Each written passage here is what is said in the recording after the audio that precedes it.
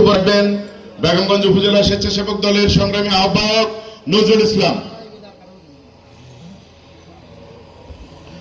বিসমিল্লাহির রহমানির রহিম।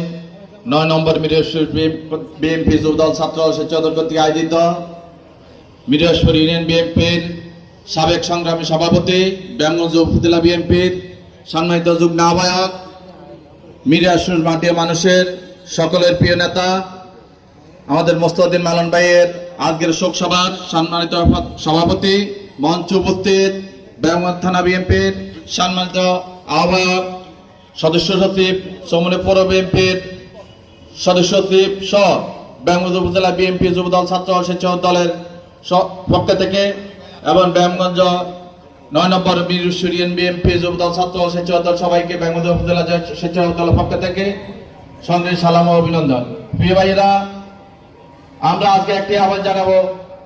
মোস্তাউদ্দিন মালন ভাই শুধু একজন যে বেলে ৯ নম্বর মিরপুর ইউনিয়ন বিএনপিকে যুবদল ছাত্র সকল অঙ্গ সংগঠনকে গার্ডিয়ানের ভূমিকা পালন করে একটা ফ্যামিলির মতন রেখেছে।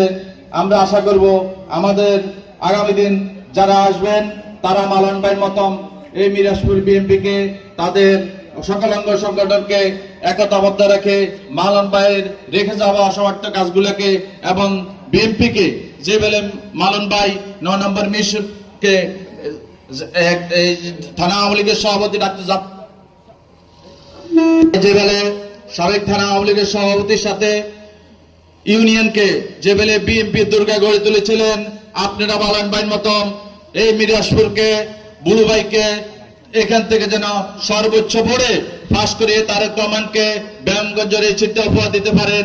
এই জন্য সবাই প্রতি কাঁধে কাঁধ মিলিয়ে কাজ করার আহ্বান জানিয়ে আমার বক্তব্য এখানে শেষ করছি।